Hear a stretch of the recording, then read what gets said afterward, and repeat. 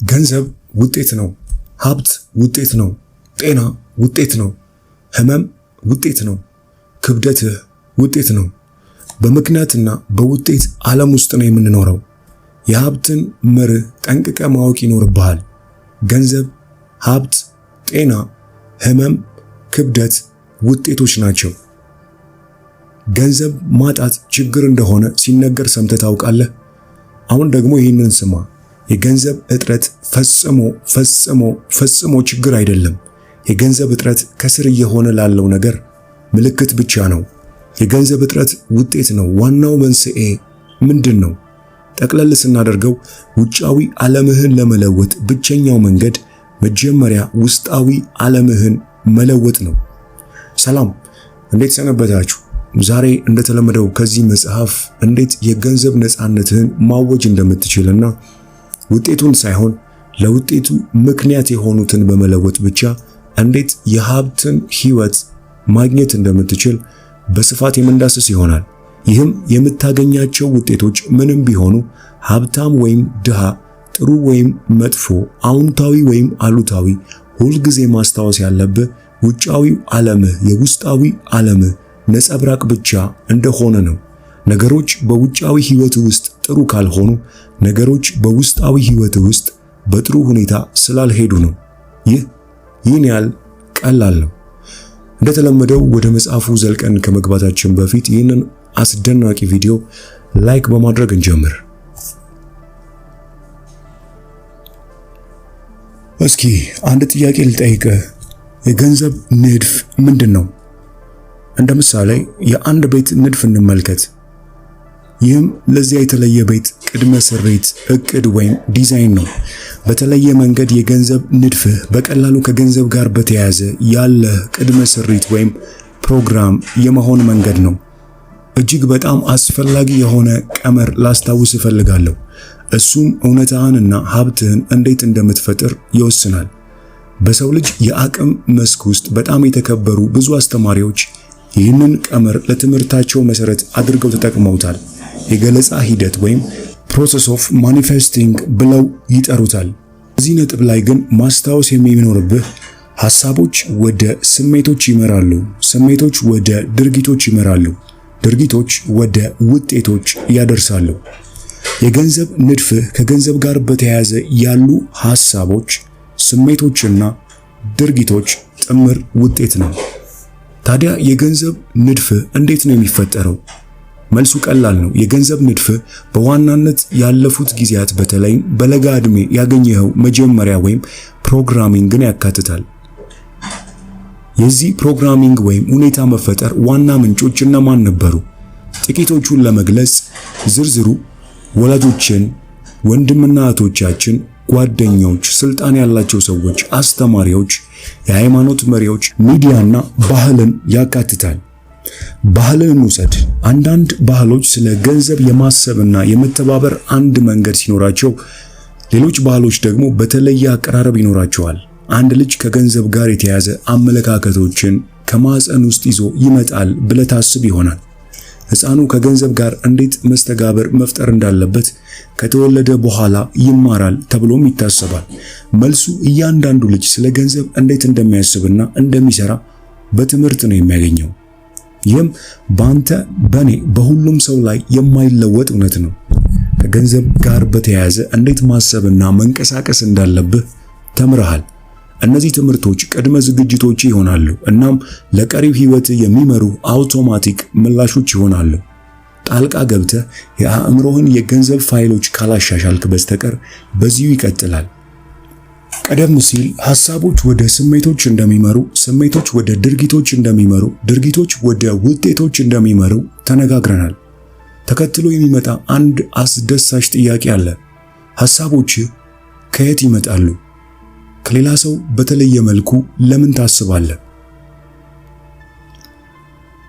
ሐሳቦች የሚመነጩት በአእምሮ ማከማቻ ካቢኔቶች ውስጥ ካሉ የመረጃ ፋይሎች ነው። ታዲያ ይህ መረጃ ከየት ነው የሚመጣው? ካለፈው ፕሮግራሚንግ ነው። ትክክል ነው። ያለፈው ዝግጅትህ በአእምሮ ውስጥ የሚንቀሳቀሰውን እያንዳንዱን ሐሳብ ይወስናል።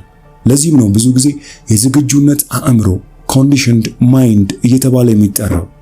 ይህንን ግንዛቤ ለማንጸባረቅ አሁን የኛ አገላለጽ የሚከተለው ነው። ፕሮግራሚንግ ወደ ሐሳቦችህ ይመራል። ሐሳቦችህ ወደ ስሜቶችህ ይመራሉ። ስሜቶችህ ወደ ድርጊቶችህ ይመራሉ። ድርጊቶችህ ወደ ውጤቶችህ ይመራሉ። ስለዚህ ልክ እንደ ግል ፕሮግራሚንግ ኮምፒውተር በመለወጥ ውጤቶችን ለመለወጥ የመጀመሪያው አስፈላጊ እርምጃ ትወስዳለህ። ታዲያ እንዴት ነው ቅድመ ዝግጅቱ የሚፈጠረው? በህይወት ውስጥ በሁሉም ዘርፎች ገንዘብን ጨምሮ በሶስት ዋና ዋና መንገዶች ይህ ይፈጠራል። የቃል ፕሮግራሚንግ ወይም ቨርባል ፕሮግራሚንግ። ይህ በታዳጊነት ጊዜ ምን ይሰማሃል የሚለውን ጥያቄ የሚያስነሳ ሲሆን፣ አርአያነት ወይም ሞዴሊንግ በታዳጊነት ጊዜ ምን አይተሃል የሚለው ነው። ሶስተኛው የተወሰኑ ክስተቶች ወይም ስፔሲፊክ ኢንሲደንትስ በወጣትነት ጊዜ ምን ገጥመዋል የሚለው ጥያቄ ነው። የቅድመ ዝግጅትን መፈጠር ለመረዳት ሶስት ገጽታዎች አስፈላጊ ናቸው። ስለዚህ እያንዳንዳቸውን እንመልከት።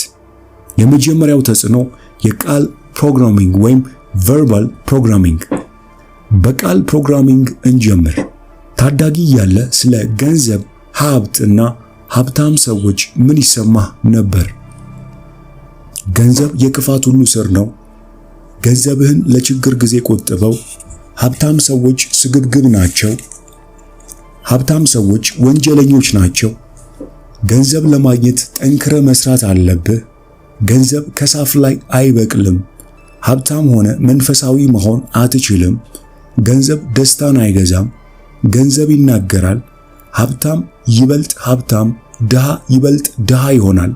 ይህ እንደኛ ላሉ ሰዎች አይደለም። ሁሉም ሰው ሀብታም ሊሆን አይችልም። የዓለም ሀብት ለሁሉም በቂ አይደለም እና የተለመደው አቅሙ የለንም የሚሉ ሐረጎችን ሰምተህ ታውቃለህ?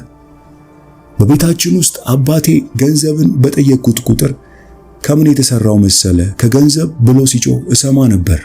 እኔ ደግሞ በቀልድ መልክ እንደዚያማ ቢሆን ምኞቴ ነው፣ እጅ እግርና ጣት እወስዳለሁ ብዬ እመልስለታለሁ። አንድም ጊዜ ስቆልኝ አያውቅም።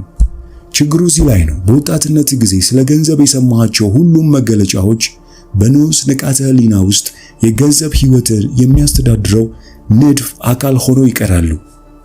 በማሰለጥንበት ስፍራ የተፈጠረውን አንድ ምሳሌ በመመልከት ይህንን ሐሳብ የበለጠ እንድትረዳው ያስችልሃል። ስቴቨን ይባላል። ወደ ስልጠና ሲመጣ በዓመት $800,000 በላይ ያገኝ ነበር። ላለፉት 9 ዓመታት ይህንን እያደረገ ነበር። ሆኖም ግን አሁንም በጭንቀት ነው የሚኖረው። በሆነ መንገድ ገንዘቡን በማውጣት በማበደር ወይም ደግሞ ደካማ የኢንቨስትመንት ውሳኔዎችን በማድረግ ሁሉንም መልሶ ያጠዋል። ምክንያቱ ምንም ይሁን ምን የተጣራ ሀብቱ በትክክል ዜሮ ነበር። ስቴቨን ታዳጊ ሳለ እናቱ ሁልጊዜ ሀብታም ሰዎች ስግብግብ ናቸው፣ ገንዘባቸው የድሆችን ላብ በማፍሰስ ነው የሚያገኙት፣ አንተ ለመኖር የሚበቃህን ብቻ ሊኖር ይገባል፣ ከዚያ በላይ ከሆንክ ግን አሳማ ነህ ይሉት እንደነበር አጫወተኝ። በስቴቨን ድብቁ አእምሮ ውስጥ ምን እንደሆነ እንዳለ ለማወቅ የሮኬት ሳይንቲስት መሆን አያስፈልግም። ባዶ ኪስ መሆኑ ምንም አያስገርምም። እናቱ ሀብታም ሰዎች ስግብግብ ናቸው ብሎ እንዲያምን በቃል ክስተት ፈጥረውበታል። ስለዚህ አእምሮው ሀብታምን ከስግብግብ ጋር አያይዞታል። ስግብግብነት ደግሞ በእርግጥም መጥፎ ነው። በንቃተ ህሊናው መጥፎ መሆን ስለማይፈልግ ሀብታም ሊሆን አልቻለም። ስቴቨን እናቱን ይወድ ስለነበር እሷን ማሳዘን አልፈለገም። በግልጽ ለማየት እንድቻልነው በእሷ እምነት መሰረት ሀብታም ከሆነ እሷ አትቀበለውም። ስለዚህ እሱ ሊያደርገው የሚችለው ብቸኛው ነገር ከዕለት ተዕለት ኑሮው ጉርሱ በላይ ያለውን ማንኛውንም ተጨማሪ ገንዘብ ማስወገድ ነበር። አለበለዚያ እሱ አሳማ ይሆናል ማለት ነው። አሁን በሀብታም መሆንና በእናት ወይም በሌላ በማንኛውም ሰው ተቀባይነት ማግኘት መካከል መምረጥ ቢኖርብህ በአብዛኞቹ ሰዎች ሀብታም መሆንን እንደሚመርጡ ታስባለህ። በፍጹም። አእምሮ ግን እንደ እሱ አይሰራም። በእርግጥ ሀብት ምክንያታዊ ምርጫ ሊመስል ይችላል። ነገር ግን ንዑስ ንቃተ ህሊና ጥልቅ በሆነ ስሜትና በሎጂክ መካከል መምረጥ ሲኖርበት ሁልጊዜም ስሜቶች ያሸንፋሉ ማለት ይቻላል። እዚህ ነጥብ ላይ ድብቁ አእምሮ ወይም ህሊና በጥልቅ የተሰረጹ ስሜቶችና አመክንዮች መካከል መምረጥ ሲኖርበት ስሜቶች ሁል ጊዜ ያሸንፋሉ ማለቴን ልብ ማለት ይኖርብሃል። ወደ ታሪካችን ስንመለስ በዛ ስልጠና ላይ ከ10 ደቂቃ ባነሰ ጊዜ ውስጥ እጅግ ውጤታማ ከሆኑ የልምድ ቴክኒኮች በመጠቀም የስቴቨን የገንዘብ ንድፍ በከፍተኛ ሁኔታ ተለወጠ። በ2 ዓመታት ውስጥ ብቻ ከኪሳራ ወደ ሚሊዮነርነት ተሸጋገረ። በኮርሱ ላይ ስቴቨን እነዚህን የማይጠቅሙ እምነቶች የእናቱ እንደሆኑ በእርሷ ፕሮግራሚንግ ላይ የተመሰረቱ እንጂ የእሱ እንዳልሆኑ መረዳት ጀመረ። ከዚያም አንድ እርምጃ ወደፊት ወስደን ሀብታም ቢሆን የእናቱ ሁኔታ እንደማያጣ የሚያስችል ስትራቴጂ እንዲፈጥር ረዳ ነው። ቀላል ነበር። እናቱ ሃዋይን ትወድ ነበር። ስለዚህ ስቴቨን በሃዋይ የባህር ዳርቻ አፓርታማ ላይ ኢንቨስት አደረገ። ለክረምቱ በሙሉ እዛ ይልካታል። እሷ ገነት የመግባት ያህል ይመስላታል። እሱም እንደዚያው። በመጀመሪያ ልጅዋ አሁን ሀብታም መሆኑን ወደዋለች። ለሁሉም ሰው ምን ያህል ለጋስ እንደሆነም ትናገራለች። ሁለተኛ ለ6 ወራት ያህል ከሷ ጋር ዕለት በዕለት መነጋገር አያስፈልገውም። ድንቅ ነበር። በድብቁ አእምሮ ህሊና ሁኔታ የሚፈጠሩ ክስተቶች አስተሳሰብህን ይወስኑታል። አስተሳሰብህ ውሳኔዎችን ይወስናል። ውሳኔዎችህ ድርጊቶችን ይወስናሉ። ይህም በመጨረሻ ውጤቶችህን ይወስናል። የገንዘብ ንድፍህን እንደገና ለመቀየር እያንዳንዳቸው አስፈላጊ የሆኑ 4 ቁልፍ የለውጥ ክፍሎች አሉ። እነርሱም ቀላል ግን እጅግ ኃይለኛ ናቸው። የለውጥ የመጀመሪያው አካል ግንዛቤ ነው። የሆነ ነገር መኖሩን ካላወቅ ልትለውጠው አትችልም። የለውጥ ሁለተኛው አካል መረዳት ነው። የአስተሳሰብ መንገድ ከየት እንደመጣ በመረዳት ካንተ ውጭ የመጣ መሆኑን መገንዘብ ትችላለህ። የለውጥ ሶስተኛው አካል መለያየት ነው። ይህ አስተሳሰብ መንገድ አንተ እንዳልሆን ከተረዳ በኋላ ከሱ ተለይተ አሁን ያለህበት አንተነት ላይ ተመስርተ ነገ የት መሆን እንደምትፈልግ በመወሰን እሱን ለመጠበቅ ወይም ለመተው መምረጥ ትችላለህ። ይህንን የአስተሳሰብ መንገድ ከረጅም ጊዜ በፊት በአእምሮ ውስጥ የተከማቸ ፋይል መረጃና ምናልባትም አሁን ምንም እውነት ወይም ዋጋ ላይኖረው እንደሚችል ልትመለከተው ትችላለህ። የለውጥ አራተኛው አካል እንደገና ማዘጋጀት ወይም ሪኮንዲሽኒንግ ነው። ይህንን ሂደት በዚህ መጽሐፍ በ2 ክፍል ውስጥ እናያለን። ይህም ሀብት የሚያመነጭ የአእምሮ ፋይሎችን የምናስተዋውቅበት ነው። ይህንን አንድ እርምጃ ወደፊት መውሰድ ከፈለግ የሚሊዮነር ማይንድ ሴትን ለመገንባት እጅግ በጣም ቀላል ይሆንልሃል ማለት ነው። ይህ በእንዲህ እንዳለ ወደ በቃል እንዴት የአእምሮ ክስተት እንደሚፈጠር ለመረዳትና የገንዘብ ንድፍህን ማሻሻል ለመጀመር አሁን ልትወስዳቸው ወደምትችላቸው እርምጃዎች ውይይታችን እንመለስ። ለለውጥ የሚወሰዱ እርምጃዎች። የቃል ፕሮግራሚንግ ግንዛቤ። በታዳጊነት ስለ ገንዘብ ሀብትና ሰዎች የሰማቸውን ሁሉ መግለጫዎች ጻፍ። መረዳት። እነዚህ መግለጫዎች እስካሁን ድረስ የገንዘብ ህይወትህን እንዴት እየቀረጹት እንደሆነ የምታምንበትን አንድ በአንድ ለመጻፍ ሞክር። በመቀጠል መለየት። እነዚህ ሐሳቦች የተማርካቸውን ብቻ እንደሚወክሉና የሰውነትህ አካልና ማንነትህ እንዳልሆኑ ማየት ትችላለህ። በአሁኑ ጊዜ የተለየ የመሆን ምርጫ እንዳለ መረዳት ትችላለህ። ምላሽህን ጻፈው። በመጨረሻም መግለጫ። እጅህን በልብ ላይ አድርግና ስለ ገንዘብ የሰማሁት ሁሉ የግድ እውነት አይደለም፣ ደስታዬንና ስኬቴን የሚደግፉ አዳዲስ የአስተሳሰብ መንገዶችን ለመቀበል መርጫለሁ በል። ወደ ራስህ እየጠቆምክ የሚሊዮነር አእምሮ አለኝ በል። በመቀጠል ሁለተኛውን ተጽዕኖ ማለትም አርአያነት ወይም ሞዴሊንግ የሚለውን እንመልከት።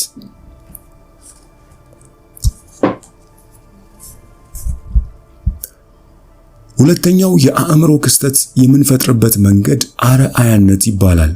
ታዳጊ ሳለ ወላጆችህ አሳዳጊዎችህ በገንዘብ ጉዳይ እንዴት ነበሩ? አንደኛው ወይም ሁለቱ ገንዘባቸውን በሚገባ ያስተዳድሩ ነበር ወይስ በተሳሳተ መንገድ ነው ያስተዳድሩ የነበረው? ያወጣሉ ወይስ ያጠራቅማሉ? አስተዋይ ባለሀብቶች ናቸው ወይስ ባሉበት የሚረግጡ? ስጋት የሚጋፈጡ ወይስ ወግ አጥባቂዎች ነበሩ? የገንዘብ ፍሰቱ አልፎ አልፎ ነበር ወይስ ያለማቋረጥ? ገንዘብ በቤተሰብ ውስጥ በቀላሉ ይመጣ ነበር ወይስ ሁልጊዜ ትግል ነበረበት? ገንዘብ በቤተሰብ ውስጥ የደስታ ምንጭ ነበር ወይስ የክርክር መንስኤ?